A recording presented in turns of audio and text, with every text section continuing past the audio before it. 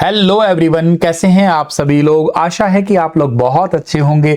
आज हम पढ़ने वाले हैं 25 अगस्त साल 2026 के करंट अफेयर।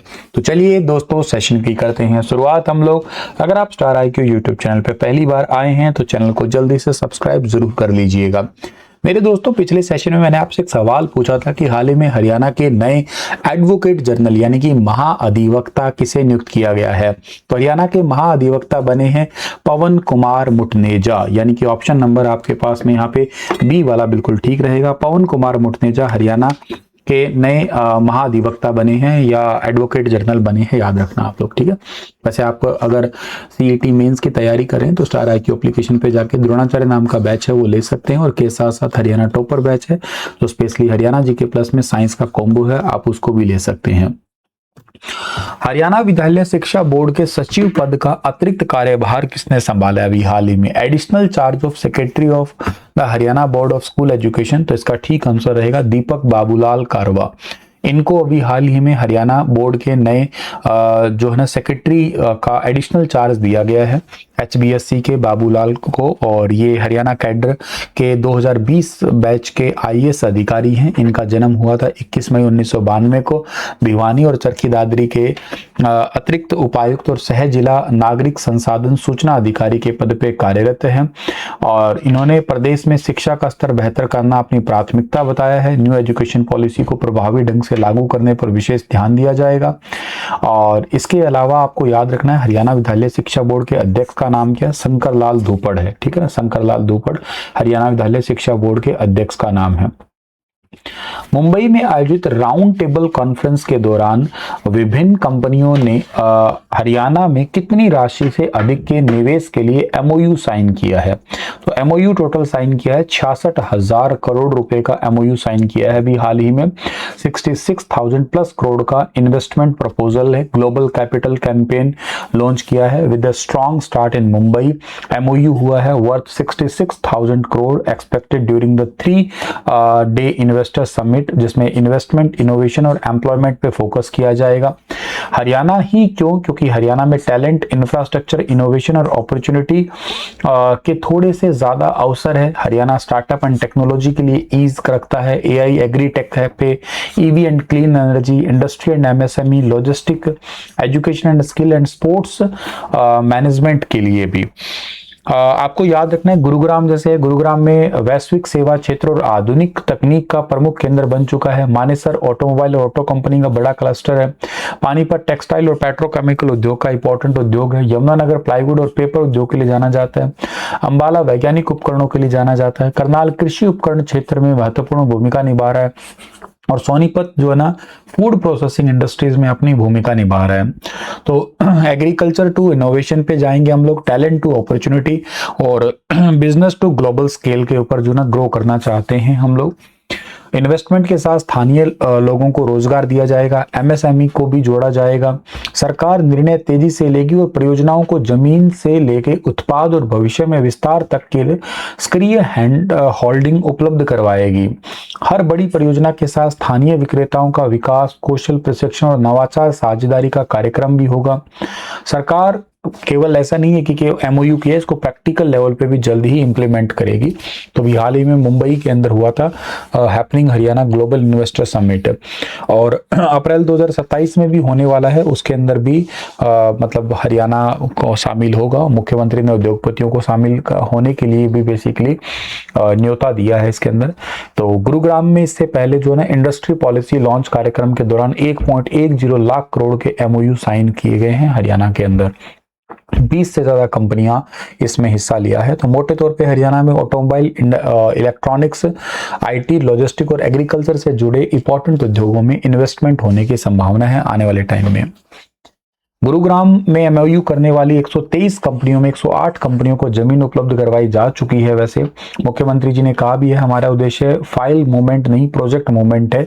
140 गैर जरूरी नियम समाप्त किए जाएंगे। 10 नए IMT सेटअप करने की योजना तो ऑलरेडी है ही है हरियाणा के अंदर।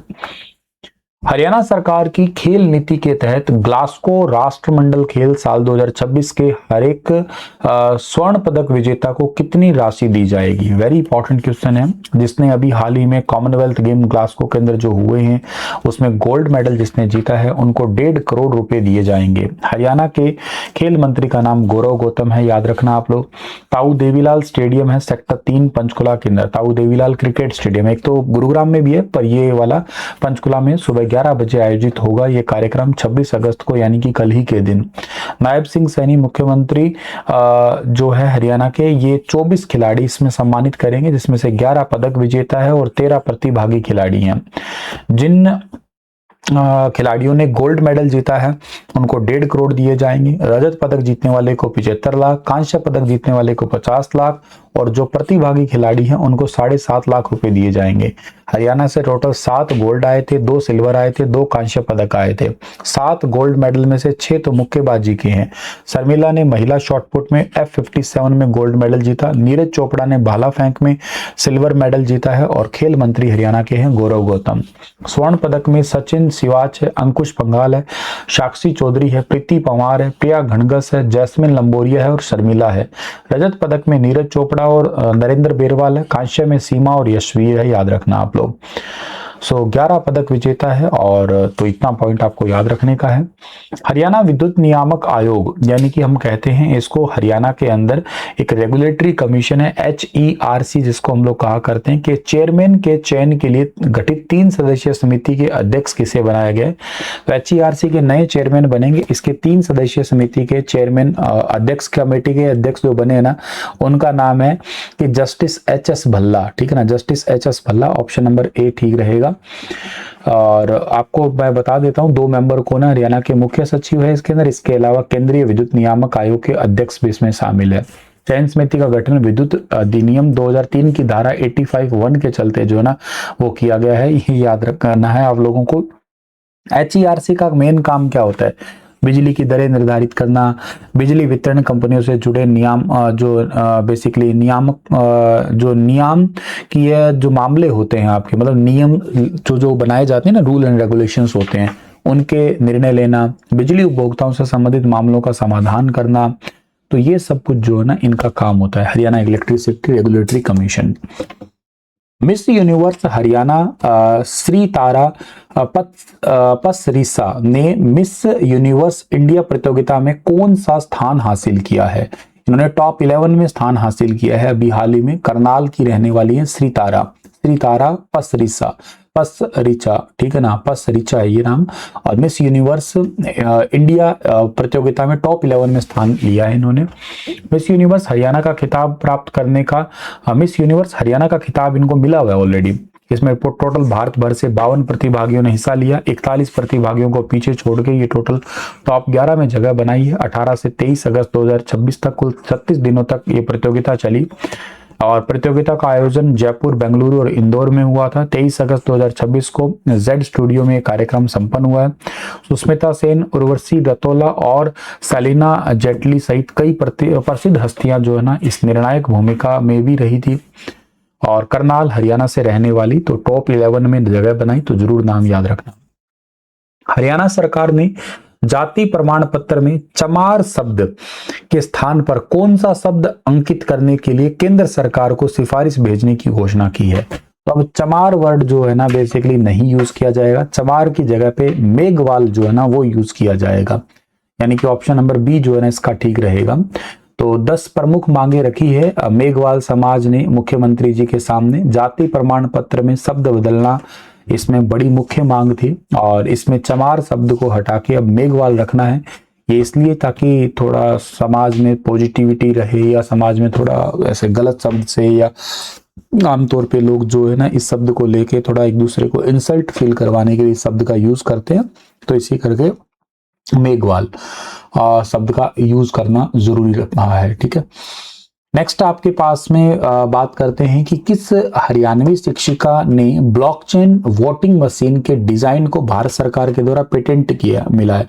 Doctor Kavita Sindhu Kharinta, A option सही है।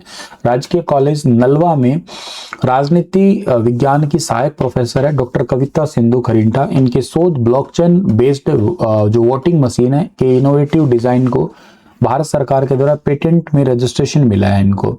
इस प्रणाली में मतदाता द्वारा डाला गया वोट है एक अत्यधिक सुरक्षित डिजिटल ब्लॉक के रूप में रिकॉर्ड के रूप में स्टोर हो जाता है। राष्ट्रीय तंबाकू नियंत्रण कार्यक्रम के तहत तंबाकू नियंत्रण प्रतिष्ठानों के मामले में हरियाणा देश में कौन से स्थान पे है? तो हरियाणा इसमें सेकंड पोजीशन पे आता है। बी ए ऑप्शन सही है इसका। 2025-26 की पहली 2 तिमाही में उल्लेखनीय उपलब्धियां हासिल की है और इसमें तंबाकू नियंत्रण जो प्रतिष्ठानों के मामले में हरियाणा दूसरे नंबर पे आता है। ठीक है, और एक बात और बताता हूँ, TOFEI दिशा निर्देशों के चलते हुए 12,865 शैक्षणिक संस्थान और 1,128 गांवों को तंबाकू मुक्त घोषित किया है हरियाणा में। आज का सेशन इतना ही है। आपके लिए सवाल छोड़ के जा रहा हूं कि हरियाणा रोडवेज की इलेक्ट्रिक बसों में विद्यार्थी बस पास के माध्यम से प्रतिदिन अधिकतम कितने किलोमीटर तक यात्रा कर सकेंगे, बताना इसके बारे में। Thank you so much. हंसते मुस्कुराते रहना। एक हरियाणा रोडवेज की हैप्पी योजना के बारे में भी लिखना कमेंट में आप लोग। ठीक है, थैंक यू बेटा।